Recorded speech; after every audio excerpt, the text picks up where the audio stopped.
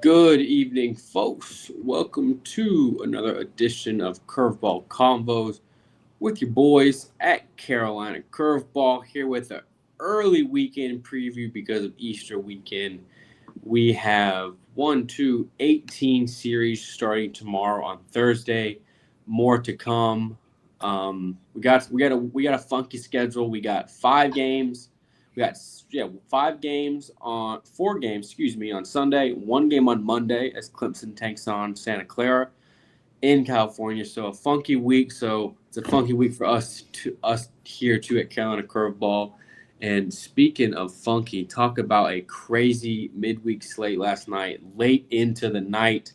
I will say I fell asleep in the 10th inning of the Campbell North Carolina game. I was very tired, so I woke up to a bunch of texts. It was funny when I woke up this morning. It said the slate was posted 5 hours ago. When I woke up at 6:30, I was like, "Oh my gosh, that is just insane to think about." But I want to introduce my cast and crew. Colby, it's good to have you back, sir.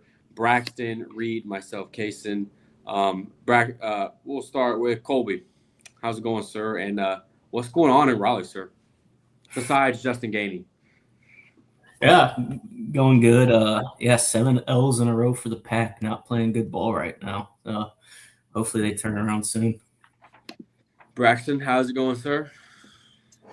Hey, going well. Yeah, I did stay up and watch that game last night. It was an entertaining game. Give credit to both teams. I think probably two of the top teams in the Carolinas right now just going at it. I would say last night, and good to have a full crew tonight. Obviously, we're here on Wednesday night with all the series starting tomorrow. We debated if we should have the show tonight or tomorrow, but we're going to do it tonight on April Fool's Day and obviously Easter weekend. So hope everyone has a good Easter and enjoys time with their family this weekend. And speaking of that, did you guys see the announcement that Kevin Schnall's leaving Coastal midseason to go take the South Carolina job? Plenty of those. Happy April Fools. Tobin, how's it going, sir? Tobin, I also saw a good one today. Our friend David sent it to me and you recently. Larry Fedora, defensive coordinator at Cleveland High School, North Carolina. That was one of the best April Fool's jokes I've seen, Tobin. Yeah, that was a good one. I certainly don't think any football program wants him, though, as their defensive coordinator. Braxton, we will kick it off with you, sir, to talk about the midweek slate. Upstate at George Mason. Upstate wins 14-10. Yeah, this was kind of an ugly game. There was a lot of kind of sloppy pitching on both sides. But on the other hand, there was a lot of offense. So this is one of those games that you like to see Upstate come out on top in, just because it's kind of one of those messy midweeks where you're throwing a bunch of different arms, trying to find a guy that can get you outs and, just kind of outplay the other offense. So it's good to see them. George Mason's a decent program in the A10. But good for Upstate to get back to winning ways after they've struggled kind of to, we talked about it last show, kind of put full weeks together, full weekends. They win a 14-10 ball game up there in Virginia against a solid George Mason team, and hopefully they can carry that into this weekend. And I believe they play in Virginia again at Radford. Correct. They do play at Radford. Reed Davidson at Duke. Duke wins 14-9. Strong offensive night from Duke, winning 14-9. Another midweek victory for them. Yeah, it was good. Good win for Duke. Michael DiMartini, the Dayton transfer, he hit 2 homers yesterday. I think that's a bonus though for Duke. He was one of their coveted additions in their portal class this year coming into this season, and he got off to a really slow start, but he hit a homer this past weekend too. And then he carried it on to last night. If his bat can get going, it'd be a good added bonus. While Cider Cannon's still out, Jake Lambden had a big game too, homer and 5 RBIs. Big series this weekend against Louisville for Duke. And that is at 8 p.m. first pitch tomorrow night on AC Network. So another late night slate for us. Inter-squad scrimmage in Burlington. Shout out that Twitter account. Queens at Elon. Pretty good tweet. Elon walks off in extras back and forth game. Braxton or Colby or Reed, do you have anything on this one? I was unable to watch this one. I just saw it. I just saw it kept the lead kept changing a couple times. I saw Queens tied up late, take the lead late, and then they kind of let Elon get runners on, and Elon it does end up walking it off. So yeah, the inter squad scrimmage, it was a good ball game, but I think for both these teams it's important to win this game just because you want to kind of carry this momentum into the weekend. Both these teams have kind of been struggling in their leagues respectively. So for Elon to get the walk off win, it's good for them. Good for them. And Presbyterian big road win over Western Carolina, 6-5 there. And Colby, Liberty, Braxton, did you have anything on that one before we go to Colby? Talk about Pack.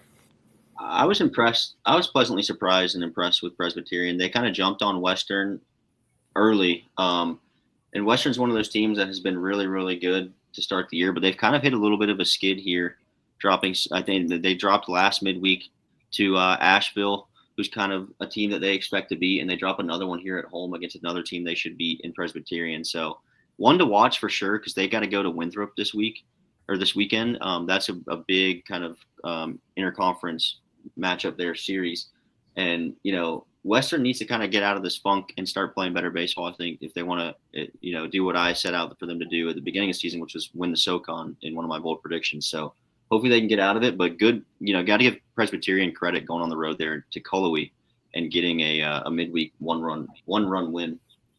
Huge for them. And Colby, Liberty at NC State loses 7-5. Colby, give us your kind of breakdown and synopsis of what's going down in Raleigh and what they can do to fix it.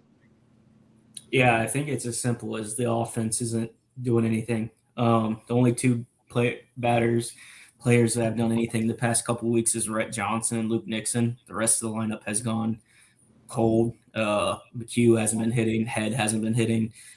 Frazeman hasn't been hitting. Bargo hasn't been hitting. So it's kind of a two-man show the past couple of weeks with Rhett Johnson. Luke Nixon just hasn't been enough run support. I think the rotation's still fine. I mean, even last week against Georgia Tech, Marone was good, and Duden had a solid outing as well. So the offense really needs to get going. They host Notre Dame this weekend in Notre Dame. If I'm not mistaken, I actually have it pulled up here, their record, because I just made the slate, Colby. Is this too early to say this is a must-win series for NC State? No, I think it is a must-win. Without a doubt. Reed, your take on NC State as they host 15-9 Notre Dame. As Notre Dame took a series from Clemson, but Braxton, score update or anyone on Clemson right now versus Wake Forest? 11-4 Wake. Wow. Yeah. Goodness gracious. But yeah, no, my take on State this weekend, I would agree with Colby. I do think it is a must win. Yeah, it's still the middle of the season, but whenever you lose 7 games in a row, that's not good. They're skidding right now. It's still time to right the ship, but I mean, this is a tricky series for them. I know Notre Dame got swept last weekend against UNC, but Notre Dame really hit the ball well last weekend. They could really pose some trouble. Mark Quindrani, Bino Waters, they could really Waters, I think is how you say his last name, could really pose some issues for a struggling State team right now. I had the Wake Forest at High Point game on last night, watching that, and man, it was a pitcher's duel as High Point wins 1-0 in the Carolina Curveball Player of the Week with the RBI. That was just enough to win it for High Point.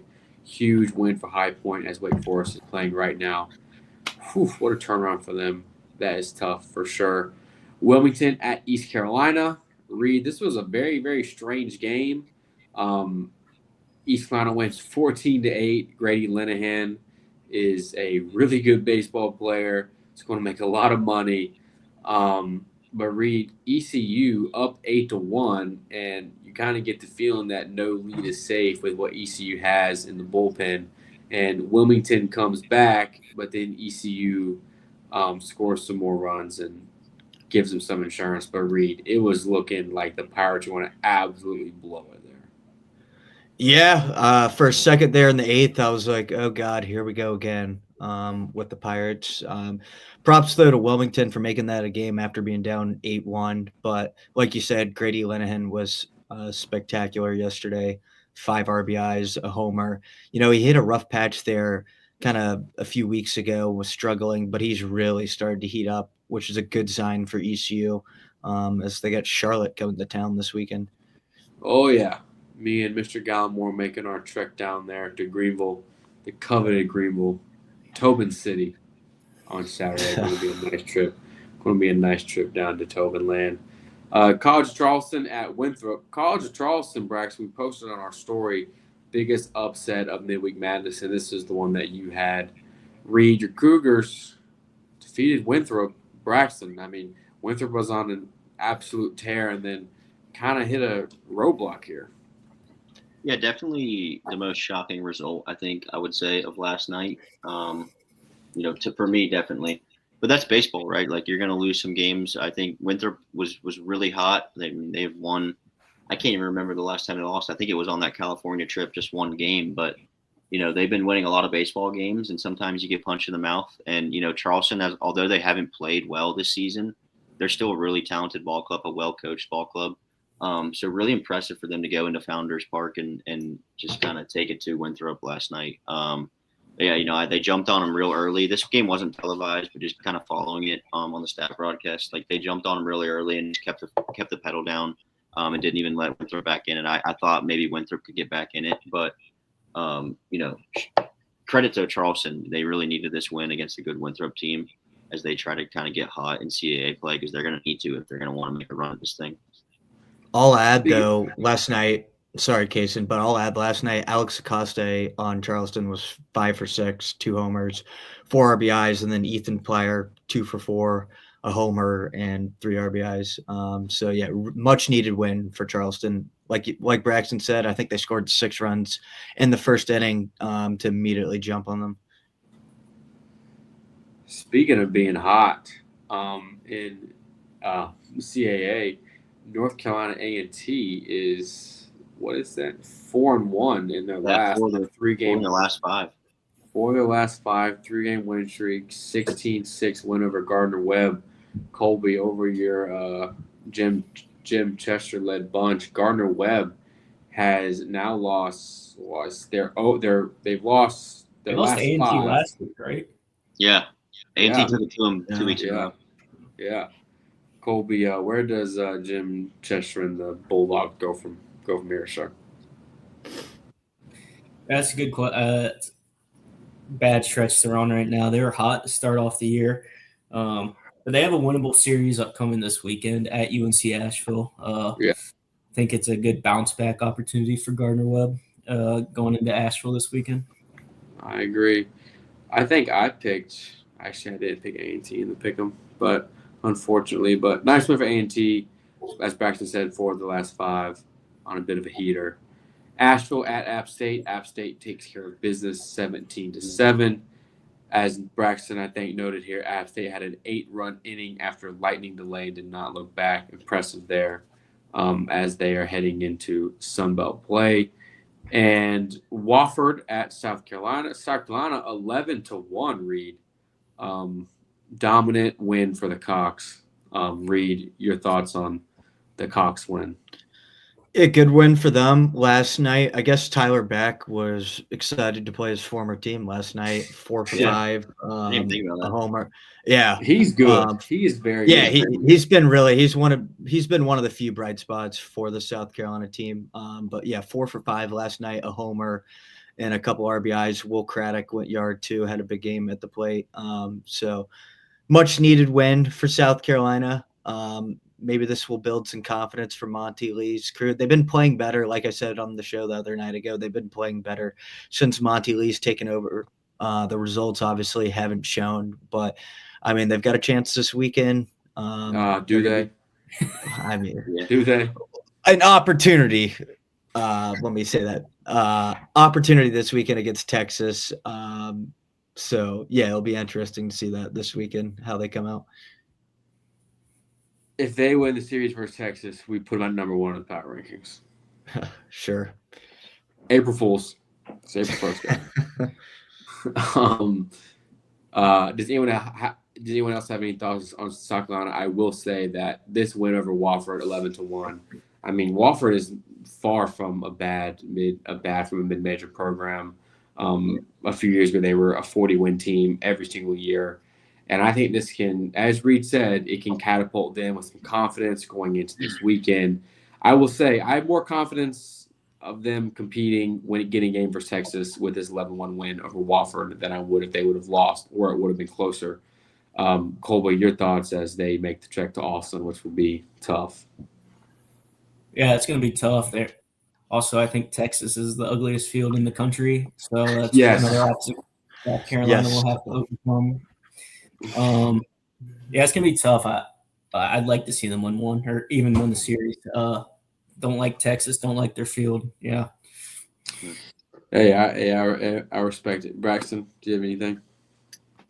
I mean, I think South Carolina can certainly – they have good enough arms to compete against Texas. I mean, I think of Gunther. I think of Amp Phillips. It's just going to be tough to go on the road to Austin. Obviously, Texas is one of the best ball clubs in the country right now. They've played like it all season. They've got really, really good arms, really, really good hitters. And their fans have been showing out too as well at this series. They're coming off of the I think it was the Red River series where they beat Oklahoma on a couple walk-offs, and it looked electric over there. Swept them, yeah. Yeah, so I don't give them no chance, but it's just tough. And going back to kind of the point of Back and Craddock, like these are guys that I think you need to keep somehow. You need to find a way. Obviously, you got to get a coach in there, figure out what's going to happen with that, but Will Craddock is a freshman that's played phenomenally for them. I think that's a guy that you've got to make sure that you keep on this roster going into the next few years, because there could be a lot of turnover as we've seen in recent years with them.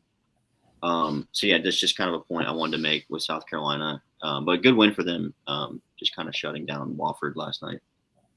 To keep it in the state of South Carolina, Reed, Coastal Carolina in the Citadel was a barn burner last night. I will let you have the floor and break it down, Reed. Yeah, it was a really entertaining game last night. Pitcher's duel. Jackson Appleman for Coastal was really good. He went 6 innings, didn't even allow a hit, 8 strikeouts. And then, Citadel, we've talked about their pitching all season, that it's kept them in most of these games, just been the offense that has been lacking all season, and that was the case again last night.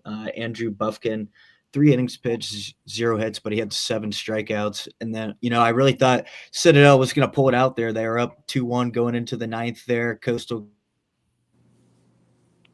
they squared to bunt, and the Citadel pitcher made an untimely, uncostly throw to first base when he should have just ate it. That advances the runners to the corners, and then, Coastal was able to a wild pitch, then was next, and then a base hit.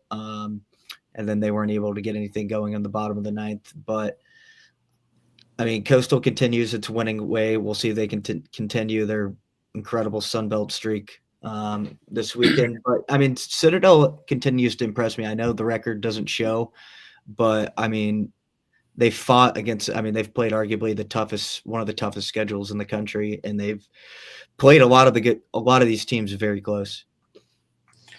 Citadel now sits at 12-15. Coastal Carolina now sits at 21-7, and currently on an 8-game win streak. And it's quite astonishing because you hear excuses all around the country. Oh, we're injured. Coastal's missing a lot of guys, and they're on an 8-game win streak, and it just speaks to how strong that culture is, and just the job that Kevin Schnall's done there. Yeah, I mean they're just inevitable at this point. They win. They just win. I've gotten to the point where if I see them on the pick'em or on the midweek, I just put Coastal and I move on to the next one. It's just have kind of been a next man up thing with them with the injuries. Like they're so deep at every, on the mound especially, but even in positionally, they're deep. They can put guys in. I mean, how big has Rex Watson been? I mean, he hits the tying home run last night. He just comes up with the big swings when they need it. And I think that's something that, if there's one flaw of this team they've kind of missed, it's like the guy that's going to give them a big swing, because they're kind of all gritty and get, put together at bats, which we talked about early in the season. I think back to when they played ECU and kind of how we talked about the offense. Rex Watson has just been the guy for them as of the last month or so. So I think just having him really helps. Obviously, Trace Mazzone's hurt, so another injury that they've got to deal with. But again, it's just next man up mentality for this ball club right now, and they just win every game. I mean, it's crazy. And credit to Citadel, they played a good game. Obviously, they blow the game, but they've been really, really close on numerous occasions this year. So I think that tells me they're a good ball club. They're just kind of lacking that finish ability where they can finish these games and get these wins, which I think comes with time and experience. So the more games they've been playing, I mean, they've still got a really, really good strength of schedule within the Carolinas. I think they're still like top 15 in the country. So they're definitely challenging themselves, which I appreciate. But yeah, I mean, it's all about Coastal right now. So it's all about Coastal, and it was all about Campbell until last night. Granted, they did put up a great fight. Colby, get your take on it first. North Carolina just continues to win on a 6-game win streak right now. Defeats Campbell, a red-hot, flaming hot Campbell team in 14 innings as Rom Kellis walks it off late. But I watched from the 6th inning to the 10th inning until I fell asleep, and I mean, it was just back and forth, back and forth. Yeah, I fell asleep during the game as well, but main thing I have is Coach Forbes with an extension to 2031. I don't think that is very well deserved for Coach Forbes. Obviously, ever since he's gotten to Carolina, it's been a well-run machine. It seems like always in a super regional with an Omaha appearance mixed in there, top 8 host, regional host. So well deserved for Forbes. And yeah, good win last night. Went late into the night and extras, and Campbell's been red hot. So to end their winning streak is impressive. Reed Tobin, your thoughts on last night? Yeah, really entertaining game. I mean, I paid for it today, this morning with work. I was quite tired. I don't think that game wrapped up till about 1 a.m. Yesterday. But yeah, I mean, a couple takeaways I have. The UNC bullpen was sensational. Campbell really got to Boston Flannery. He only pitched 1 inning, and then after that, 13 innings out of the bullpen from Carolina, 6 hits, 1 earned run. But my biggest takeaway was Jackson Rose for Carolina. Career high 6 innings pitched, 2 hits, 5 strikeouts. He was sensational. Didn't get in much trouble too. Against a really good Campbell lineup. And then with Campbell too, I mean, they were great too. Mason Smith had a great outing for them too when they had the early lead. And then Jet Music and Zach Sabers out of the bullpen too were really good for them. And then it was also really cool to see Carlos Lugo come on the mound and pitch there too at the end of the game too. Very nice. Braxton, do you have any thoughts on the Heels, sir?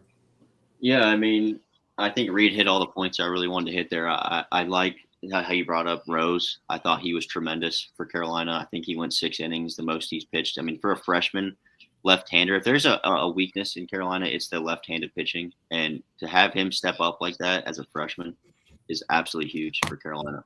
But yeah, Campbell, I mean, they really threw their guys at this one. They threw everyone. They threw Smith. They threw Music. They threw Sabers. They threw Bo Braley, who's been one of their guys who pitched well as well. Just came up a little bit short, but I mean, they played a really good ball club in Carolina. They're a very good ball club. They showed that last night on a national stage. Both these teams did for 14 innings. So, these are just one of those games where, you throw a lot of arms more than you wish you had to, especially coming up on a short week, and, they both will play tomorrow. So it is what it is, but Carolina does get the win. Came away really impressed with both these teams as expected. So yeah, just Carolina comes out on top, but nothing to hang your head on if you're Campbell. Before we move on to the weekend preview, I want to touch on our Instagram story. Be sure to follow us on Instagram and give us your thoughts on the weekend as well as midweek. Braxton said Charleston over Winthrop. Ryan Cole TD says South Carolina winning was the biggest upset of midweek madness. Also, T Harold 16 said State losing, and then TR McLean said the Wofford game. So I guess there were a lot of Wofford people saying they thought they were going to win that game. Hey, I mean, we kind of did think they were going to win that game too. So it is what it is. But score update on Clemson and Wake before we move on. 15-4 Wake. They were pouring it on. Wow. Did you see Bakich got tossed? Yeah, he did. I mean, they needed something to fire him up. Yeah, they are struggling at all costs Yeah, right very now. well, I guess. What'd you say, Colby? Him getting ejected didn't fire him up good enough, I guess. It did not. Yeah. Clemson right now, 2-7 in the ACC before this game, 19-10 overall. I mean, it's just not. It's just in their last 10, they're 4 for 6 in their last 10. I mean, I really don't know what to say. I mean, you could say it all went downhill after you got mad at South Carolina for celebrating after that game 1 win. I mean, hey, baseball gods do crazy things. Let's bring up the weekend slate. Thank you, Braxton, for putting the slate together as well. This is a sneak peek preview. 11 p.m. Yes, the Citadel and Longwood play 11 p.m. tomorrow, folks. 11 Braxton, great catch. I would change that. Here's a sneak peek of the slate tomorrow. Like I said, these are not all of the games. Trying to read them off the top of my head. Davidson and George Mason. These are just the ones that start on Thursday. Correct, on Thursday. Oh, and the next week. Correct. I'm going to read off the ones that are not listed. Davidson at George Mason. Not on here. Wake at Pitt. Elon, A&T. So all Elon, these teams play on Easter. A&T. Clemson, Yes. Stanford. Clemson, Stanford. And Clemson's playing Santa Clara on Monday. So how many games in a row is that then for Clemson? Well, they'll play – so they don't play tomorrow. Okay. They'll get tomorrow off. And then they'll probably fly out tomorrow, I'd imagine. They'll just play 4 games out there on the West Coast. There's nothing like hopping on a plane after a whooping and going to the West Coast. I mean, Bakich is probably already on the plane. Great point. That's a great point. Start off with Longwood at the Citadel. Got some Big South SoCon action here. Citadel 3-3 in the conference. Longwood is 4-5, sitting at 18-11 right now. Looking forward to that one. Gardner-Webb at UNC Asheville tomorrow. Gardner-Webb sitting at 3-6 in the conference. They are in their last 10. Gardner-Webb is 2 for 8, which is just not good at all. But on the flip side of it, UNC Asheville is 3 of 7. Colby, quickly, who you got in this one? Gardner-Webb, Asheville. I'm going to lean Gardner-Webb, but not very confident in it. UNC Wilmington at Stony Brook as I pull up the CAA standings as they still do split north-south. Wilmington sits at 7-2, which is second in the South behind Campbell, who is at 11-1. Both of those teams are 18-10. Stony Brook is 7-18 overall, 4-8 in the conference, currently on a 1-game winning streak. Reed Tobin, do you expect Wilmington to bounce back after a tough loss versus ECU last night? I do. I think they'll handle business. Like I've said, I think that rotation of Connor Marshburn, Cooper Allen, Bromley Thornton will be more than enough for them this weekend up in Long Island. So I think they'll sweep. Braxton got some more Sun Belt action as Marshall at App State. App State sits at 3-6 in the conference. Marshall, who I got Tobin last week with some trivia. Tobin, I might bring back some trivia tonight for you, so be prepared. Marshall at 5-4 in the conference. Marshall has now lost 6 straight games. Not ideal for Marshall. App State has an opportunity here to move up in the rankings at home. Yeah, I like this series a lot. Both these teams competed pretty well with Coastal, I want to say.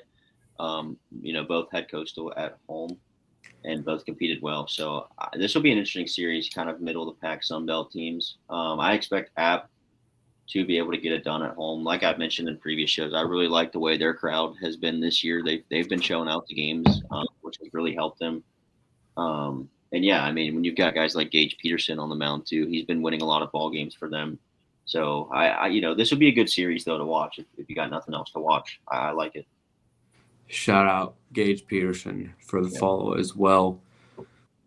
Excuse me. Campbell at William and Mary. As I said, Campbell sits what direction? No, they've already played this year too, so this will be the second time they see each other. Campbell did sweep them at home, so that's one of those. I think all the CAA divisional teams play each other twice. Is crazy, but that's what's happening this year. So like Campbell, so like the CAA has divisions. So like Campbell is playing UNCW twice, William and Mary twice. Yeah, they are A&T twice. A&T twice and Charleston twice. So like they're playing 6 games against these teams. It's crazy. That's ridiculous, actually. Yeah. Campbell sits atop, as I said, 11-1. William and Mary 4-5 in the conference. Both those teams in the South, as they said, going to play against each other. Just quite bizarre. Not really sure if I'm liking that, but it is what it is. Presbyterian at Charleston Southern. Presbyterian sits at 2-4 in the conference, 6-24 overall. Not the best season for them. And Charleston Southern, who's 5-5 in their last 10 after the hot start to the year, 2-4 in the conference. Reed Tobin. Charleston Southern with an opportunity to bounce back from getting swept last weekend. No, they swept last weekend, correct? They got swept by Winthrop. Yes, got swept by Winthrop. Excuse me. Yes, had it right the first time. Reed Tobin, your thoughts? Yeah, great opportunity. They need to get back on track if they want to remain in the top 4 picture for the Big South. I certainly think they'll take care of business this weekend. And the big one, Colby, Charlotte at East Carolina. Charlotte coming off a massive series win at home versus South Florida, who was atop of the conference. Charlotte right now sits at 3-3 in the conference. ECU's at 3-3 as well. Everyone in the conference is 4-2, 3-3, or 2-4, which I think is quite funny in the American. Colby, what are you expecting out of Charlotte ECU? I think it's going to be an electric atmosphere in Greenville. Two schools and fan bases that don't particularly like each other. It's going to be entertaining. It's going to be tough for Charlotte to go up to Greenville and take 2 out of 3. But it's possible. I know. What's the update on Van Kempen? He is not. He will pitch at the end of April or beginning of May, so he will not be pitching this weekend. Yeah, and Weber is out for the season. And Jenkins isn't being. Jenkins is reportedly not going to be a starter, but I think Cliff Godwin, being the way that he is, being an absolute a-hole, I don't care. I'll say it. He will probably have an opener that pitches the first inning, then he will pitch the 2nd to the 7th inning. That's just how it'll roll probably, but go ahead. Yeah, it should be an entertaining series. I'm looking forward to going down there on Saturday. Yeah, I think personally the game we go to on Saturday will be a rubber match. I do. I think ECU takes game 1 with Norby if Norby pitches like he did at UTSA. And then I think Charlotte responds in game 2 and picks up the win in game 2. And then game 3, I think it's all hands on deck for both teams.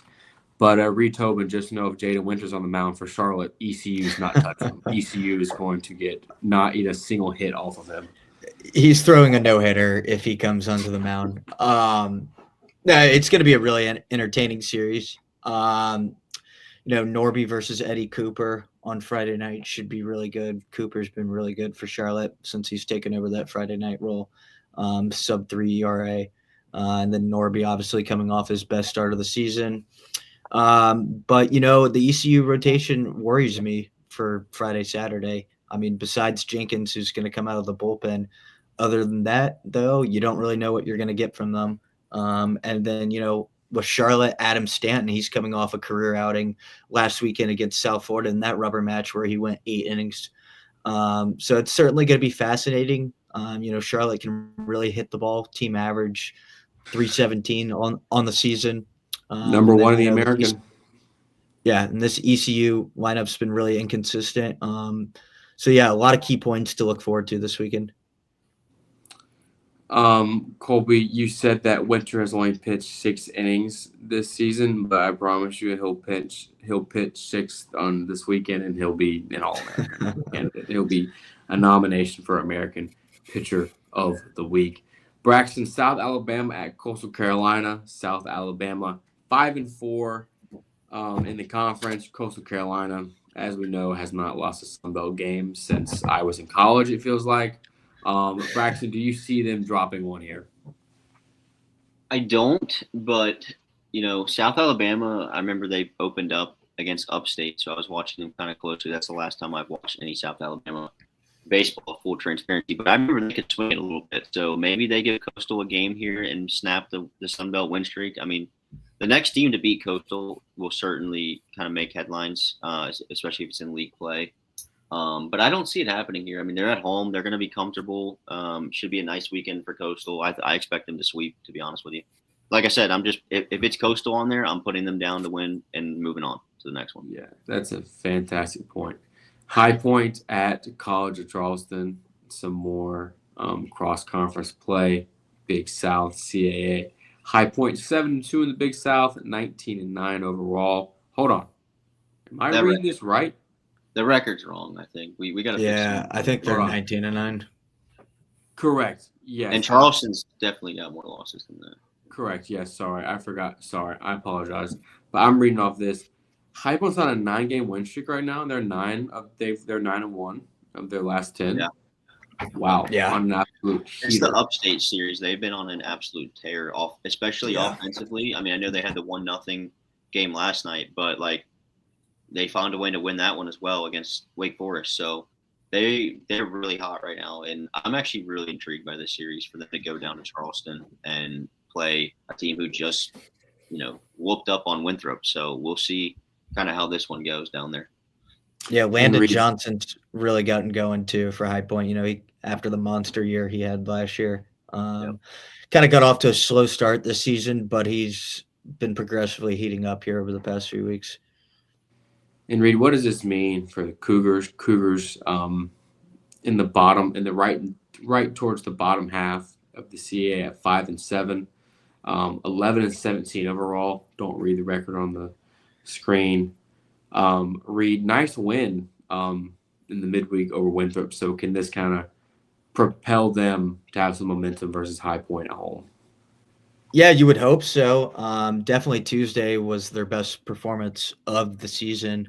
But, it's going to be a tall task this weekend with the way High Point's been playing. It wouldn't shock me if Charleston stole this series. It's baseball, so you never know. But I'm going to take High Point to continue the hot streak. And will Holbrook lose his mind this weekend? Good chance that could happen again too. We've been seeing more ejections as of late. So yeah, Holbrook, Backage, Godwin.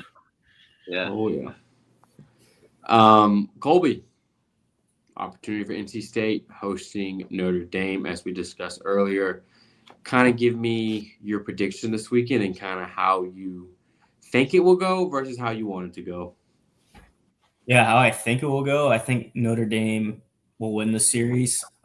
Nothing in the last 7 games I've watched that shows me that State is right on the cusp of turning around. I haven't seen that. But the key to the series is they have to get the offense going. I think the rotation's fine. I mentioned it earlier. Marone's pitching well. Duden's pitching well. And Consiglio and Heath Andrews, whoever starts on the last game of the series, it's okay. But the offense is the key for NC State right now. But if they don't get the offense going, Notre Dame can really hit. And I think Notre Dame will take the series. But if State wins tomorrow and shows some life on offense, that quickly be changed. Give me a bold prediction this weekend for NC State. A positive one. Let's say Ihead breaks out of his slump and has a multi-homer weekend. Okay. That's a solid one. That's a solid one for sure. Queens goes down to North Florida. Queens coming off the inter-squad scrimmage. Let me pull up their 7-21 overall. I'm pretty sure that North Florida record is correct. Yeah. Queens has 8-1. played better though the past few weeks, or about past a week and a half. Yeah. Braxton, do you have anything on that one? No, I was surprised that North Florida was 8-1 in the ASUN. They're top of the league right now, so definitely going to be a tough series to go down there to Jacksonville and play North Florida. I know North Florida's kind of played quite a few of our Carolinas teams in the midweek, and I don't think they've had too much success against some of our teams. But I played at that field in my year of playing, and it was nice. It's actually tough to go down there and win, though. I will say they're a decent ball club, and I was surprised at their record. So we'll see if Queens can go down and kind of be the shock of the ASUN this week and get a series win. Reed, Boston College travels down to play North Carolina. Boston College having a really good season. And they're 9-1 in their last 10. Reed, 8-4 in the ACC, sitting at 21-9 overall. Going to North Carolina, who's at 9-3 in the ACC, 25-4 in that ugly one overall. Reed, what are you expecting from that series? Yeah, it should be a good series. BC's kind of been the surprise of the ACC so far. You can make an argument for Pitt for that too, but Carolina's been on fire too. But BC last weekend really beat up on Virginia, who's been Carolina's only series loss of the season. I think it's going to be tough for Carolina. They better come out ready to play, which I think they will. But BC's got guys. AJ Colrasso, he's been great for them on the mound. Nick Wing, too, double digits in homers this season. Ty Mainoff, too, has been good at the plate. It should be a really good series. I'd like to see this Carolina offense. I'd like to see more of what I saw last weekend against Notre Dame. They kind of struggled last night against Campbell. But, yeah, looking forward to it this weekend. Braxton, what are you looking forward to in that series? Yeah, I'm really looking forward to a good series here. I mean, Boston College, they call it bird ball. They've been really good this year in the ACC, 8-4. And the biggest key for me is, like you said, Reed, the offense. I want to see them continue to play well. But this is a team that just beat Virginia, who came into Chapel Hill not too long ago and absolutely boat raced the Heels in Chapel Hill. So definitely they're gonna have their work cut out for them. And I think there just goes to show there's no easy game in the ACC this year or any year really. But I mean, this league, top to bottom, is very tough, and I think Boston College is a great example of that. So we will see how it goes. I do expect Carolina to win the series. A sweep would be tremendous to kind of make some separation in the ACC. And I think, Reed, you sent me something earlier today. This is one of the best starts for Carolina. Yeah, I'll read that. I'll read that tweet right now. Adam Lucas tweeted this out earlier. At 25-4-1 through 30 games, it's UNC's fifth best 30-game start in program history. 2013, 2011, 1990, and 1983. All those years, they either won the ACC or went to Omaha. So we'll see if this is a little foreshadowing. But I'd like to see Boaz pitch better this weekend too, Braxton. Yeah, so really good start, obviously, for Carolina. Can they keep it going against a hot bird ball team? Mercer at UNCG this upcoming weekend. Reed, I have a trivia question for you. There's one undefeated team left in SoCon play in the conference. Who is it? Wofford. Yeah. Good job, Tobin. And UNCG at the bottom of that list, sitting at 1-5 in the conference, currently on a 5-game losing streak. Unfortunately, Mercer, who started off really well, was 5-5 in their last 10, sitting at 22-7, 2-1 overall in the conference. I think Mercer's the best team in the conference. I think they were East Tennessee. Braxton, me and you have said that before. So tough weekend for UNCG coming up, but I think that baseball, anything can happen, so they can maybe pick up one there. Braxton, they were at Oregon State this past weekend. Mercer got swept. But, I mean, most of those games were pretty competitive too. Braxton, your alma mater, USC Upstate, having a definition average season sitting at 15 and 15 right now, and of their last 10, they are 5-5. They are 5-4 in the Big South. So they're just chugging along. But Braxton, as we've said every single week, I mean, they're sitting at 5-4. They're third in the standings right now behind High Point and Winthrop. You never know when they can take that jump. They go to Radford this weekend. Radford's 2-4 We'll have to in switch the Big that around. South. What? We'll have to switch that around on the graphic too. I think they are on the road, right? Yes, correct. Whoops. Upstate at Radford. Radford 2-4, 12-13 overall. Braxton, you were expecting Upstate to jump up further in the standings. Excuse me. Yeah, I think that. I mean, when we look at Upstate, they can beat anyone. I think they've proven that. That series win against High Point definitely looks a lot better now that High Point's kind of been on a tear. But I'm just looking for Upstate to put a complete week together. I want to see them go 4-0 this week, so I want to see them potentially sweep Radford. It's going to be tough to do. Radford's a good ball club. They're gritty, especially at home out there in Virginia. It's going to be tough to do, but I want to see Upstate take that step and do it as we move through Big South play, just kind of give them more confidence, get that record, get that head above water in terms of being above 500 with a few games in hand. So I look for them to do it. If they pitch it well, I think the offense will play well at that ballpark this weekend. I think it's a hitter-friendly park, if I'm not mistaken. So we will see how it goes. But, yeah, I like for them to take this series in Radford. Western Carolina at Winthrop. Reed Tobin, who's the one undefeated team in Big South play. High Point. Oh, no, sorry, not High Point. Winthrop. Winthrop, yeah. Good job, Tobin. Fool me there for a second, yeah. Gotcha. As they host Western Carolina, Reed. I think this is an intriguing matchup. I definitely think this is one of the most underrated series of the Carolinas because we've seen Western Carolina play some great baseball, beating Georgia, beating East Carolina. And then we've seen them have some doozies like they did this week versus Presbyterian. Reed, you really don't know what you're going to get with them. I think they're the box of chocolates of the Carolinas. They can be great. They can be bad. But Reed, one thing I can say for sure, they're going to have good pitching. They have a great staff. I think they're going to get ripped apart by the portal. I mean, that's just kind of foreshadowing here, but with the guys and the numbers that they have, Reed. But I think this is an underrated series, and could Western Carolina maybe take one or two? Yeah, it's a good analogy you make there. Yeah, and this is certainly an interesting series. Nice little non-con series here to start April. But no, I think Winthrop should win this series at home. Western, like Braxton talked about earlier.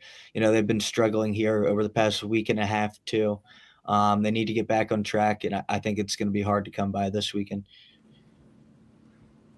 To keep it in the SoCon, Wofford at VMI. VMI, wow, 22-6. Do I have that right on the graphic? I do. 22-6. They lead the country in stolen bases. Okay, yeah. They're good. That's impressive. They are 7-3 in their last 10. Wofford, the only undefeated team in the conference. Looking forward to this one for sure. Colby, do you have any thoughts on Wofford and VMI? I mean, look at those stolen base numbers. Yeah, this is one of the most underrated series this weekend. I think it's going to be a really entertaining series. Two pretty good, really good teams facing off against each other. I think Wofford's going to go to VMI and take 2 out of 3. That's my prediction. It's in the pick 'em, right? Yeah. Yes, it is in the pick 'em. We need to make sure we get those in. South Carolina at Texas.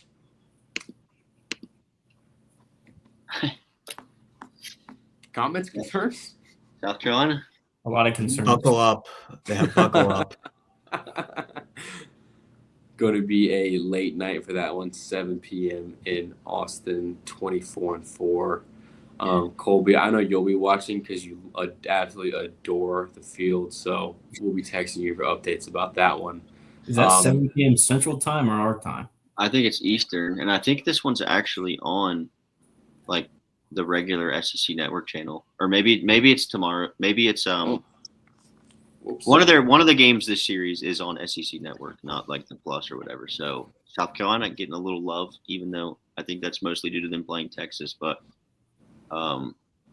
hey, these are two like historic baseball blue blood programs, so it's gonna be an awesome jersey matchup too.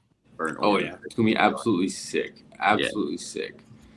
And hey, maybe Gunther can get him a game tomorrow. I'm telling you, man. He's talented enough, but I mean, I will say Texas Friday guy is ridiculous. Ruejas or what's his name? Reed. Yeah, Ruger Rios, dude. As he should be, because he's probably getting 10 M's right now. He's lethal, man. Like he's a pro arm right now. And then Dylan Valanis too. And that Texas rotation is arguably, I mean, you can make a case the best in the country. But have they seen Tyler Bach? They have not. No. They're ready to learn Tyler Bach, fellas. I'm setting his home run robberies at 1.5 right now. Yeah. He's an absolute stud. I am a big fan of him. To wrap it up, Louisville at Duke. Colby, ACC race right now, Colby. We're looking at them right now, both of them kind of towards the bottom half. Louisville is 4-5 in the ACC. Duke is 5-7 in the ACC. What are you expecting from this one, Colby? I remember a couple weeks ago on the pod or on the show, when Cider Cannon got hurt, I was a bit concerned about Duke's ability moving forward without him and if they'd make the tournament. But I've actually been kind of impressed with Duke the last week. I think they are turning around, and Cider Cannon is looming, I don't know, in the next 3 to 4 weeks, hopefully. So I like Duke to win this series. I think they'll take 2 out of 3 at home against a solid Louisville team. DeMartini's really heating up. I think he had a homer in Tallahassee and then had a couple this midweek. Yeah, he had 2 against Davidson on Tuesday. I think Duke's turning around, and then, like I said, if they keep this up until Cannon gets back, I'm really gonna like their team. I would agree. And the other matchups that we need to, it is Wake and Pitt, Davidson, George Mason, Elon A&T, Clemson, Stanford. Reed or Braxton, which one of those do you want to touch on? I'll start on the Wake Pitt. I've got my eye on this series. I think this is going to be a really fun series this weekend. I mentioned BC had kind of been a surprise in the ACC this year. Well, that's the same with Pitt. This Pitt lineup, this Pitt team is really underrated. I know they got swept last weekend against Georgia, or 2 weekends ago against Georgia Tech. But I mean, Georgia Tech's one of the best teams in the country. As of right now, though, if I had to give someone ACC Player of the Year, it would be Pitt's Lorenzo Carrier. I mean, he has been unbelievable for them. He's batting .447 in that lineup, 14 homers, 55 RBIs already on the season. He's been great. I think Wake's going to have its hands full. Morningstar, he's been pretty inconsistent. So, I mean, we'll see. I mean, they'll have Lavonis too this weekend. So I think it should be a really exciting series. Braxton? Yeah, I like that, Reed. I also like Elon A&T. I think that's a kind of an important series for both those teams to kind of get right in the CAA. Can A&T stay hot? Like we mentioned earlier in the show, 4 out of their last 5. I think Elon's a winnable series for them at home because they've kind of been struggling as well. Well, not as well, but they've been struggling. But yeah, I look, all these games will be playing, or all these 4 series will be playing on Easter Sunday, so definitely will be kind of cool to watch some ball on Easter Sunday. There is also a big national game Easter Sunday, USC and UCLA playing a huge series on the West Coast. That's going to be awesome. On my TV on Easter Sunday as well. So just glad to see some baseball being played on Easter Sunday. I know it's kind of an interesting day, and a lot of teams will be doing the Thursday, Friday, Saturday, but at least we'll have something to watch on Sunday with these Carolina series as well as that one. So yeah, cannot wait. Toby, make sure to take a break in between your Easter egg hunt to tune into baseball. So that'll be some really that'll be you. Stay away from the chocolate covered eggs. No, brother, no. I've already consumed some Cadbury egg. I'll tell you that right now. Are they playing that USC game somewhere special, or just are they playing that No, somewhere it's special? at Yeah, UCLA. Yeah, it's just at Yeah. UCLA's field, which Yeah. is subpar to say the least for UCLA. Yeah, it's. I think them in Miami. Really, I they'll think build has a new some of the. one. I think they have some of the most underwhelming stadiums in the country. Okay, as we wrap up, we're going to do bowl predictions on the spot. Colby, your bowl prediction on the weekend can be a player stat, can be a series outcome, can be over/under Easter eggs found by Tobin, can be anything. Let's go with South Carolina takes 2 out of 3 at Texas. Oh my god, Wow. that's as bold as it gets. Holy smokes! Reed Tobin, we'll go to you next, sir. Let's see. A lot of. Come back to me on that one. Braxton. I'm going to be a bit of a homer here, but I'm going to say I just have a weird feeling that Upstate's going to have a really offensive week. So I'm going to say the player of the week is going to come from that lineup. I don't know if it's going to be Johnny Sweeney, my boy Jake Armsy. It could be Tyler Lang. He's been hitting the ball really well. So I'm just going to throw out shout out to my boys at Upstate. I think they're going to have a really good offensive weekend at Radford. So I'm going to say they're going to – and they already put up 14 runs in the midweek. So they've definitely got some guys that are contenders. Reed, do you have it? Yeah. I'm going to go Clemson. Ooh, I like goes 2-2 at best in their 4-game road trip this weekend. What? At best, I could see them. So Clemson's going to have a losing road trip. Yeah, I see them losing the series to Stanford this weekend with the way they're playing right now.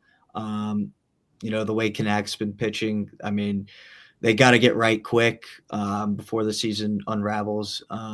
But I think they're going to struggle to, quick turnaround playing in Charlotte tonight and then 48 hours later out in the West Coast. I assume they're just flying from Charlotte. That's what I would guess. Yeah, I'm back at just waiting at the Charlotte terminal right now for them. Well, that game went final. It was a run roll. Yeah, 15-4 Wake. So, whew. That's bad. Jason, your bold prediction? Western Carolina takes the series at Winthrop. Wow. And I think they shut that offense down. I mean, when you got guys like Mason Snyder, Bryant Kimbrell, and Owen Austin, all three guys run our stat leaders for them as pitchers for Western. I think they make a statement. And Braxton, like I said before, I mean, I think them and East Carolina are the two teams in the conference you can say you don't know what you're going to get anytime they step on the field. They can either look really good or really bad and not much in between. So I have Western taking the series at Winthrop. Yeah. I like it. It is crazy that we're talking about Western's pitching this year a lot more. Yes. Last year, that was just the big question mark for them. Obviously, their offense was great, but good to see, though, that they're, obviously they're in a skid right now. So I like that bold prediction. I think it's very possible that they could get hot again because there's going to be some competitive teams against Winthrop. We know that. Oh, yeah. All right, fellas. Anything else to wrap up the show? Any other comments? We'll be getting our pick'em out tomorrow, of course, with the game starting tomorrow. So correct. All the ECU listeners, Gavin Williams is shutting down the Dodgers tonight. For real? He's on my fantasy squad, too. 6 scoreless so far. I think he has 10 strikeouts, only 2 hits. Wow. Both the Pajes, but he's getting everybody out besides Pajes. So pretty impressive outing for him. Good for him. Good for him. Guys, listeners, if you're watching, thank you. If you're watching us, thank you. Enjoy the weekend with your family, Easter. Enjoy, eat some really, really good food, eat some sweets. Are you guys doing anything special? Let's go around the horn. What's your favorite? Do you guys have a favorite tradition or anything special y'all do for Easter? Tobin? Family's coming to Charlotte. Little Easter brunch on Sunday. Cool. Yeah, just going to church. Easter Sunday is always a great time. So just going to church. Oh yeah. Braxton? Yeah, we got the family coming into town. We're going to have an Easter lunch. But I always liked, as a kid, just doing the egg hunts. I mean, there wasn't a better adrenaline rush than I'm finding telling an egg in the I'm yard or telling in you. the bushes, man. So There's shout out to all the kids out there. Have a good there's Easter. nothing better. There's You nothing doing one better. this year? Nope. Me? Yeah, both of you. Me? I will be participating in an Easter egg hunt. I still have little cousins that are in elementary school, so I will be placing the eggs, not searching for the eggs. I will be placing the eggs. Well, And I probably wouldn't be too sure. Oh, well, I can tell you right now, I'm going to be stealing some of those eggs and eating candy out of them, yes, for sure, but finding them, no. But really looking forward to it, going to church, going to have a nice Sunday lunch, and then watching some baseball. Looking forward to that. And, folks, be sure to watch some baseball, too. Enjoy the weekend. We did an early show, so we can all watch the games tomorrow. Enjoy it. Be sure to follow us on X on Instagram at Carolina Curveball. Follow us on TikTok. Braxton does a great job there. Join our Discord. We're in there every weekend talking about games in kind of a lobby format as well. Follow us on Spotify. Rate us 4 stars, 1 star, 5 stars, whichever you like. Subscribe on YouTube. And that will do it, folks. We will see you on Monday to recap an Easter weekend. I hope you guys have a good one and enjoy your weekend. Good night.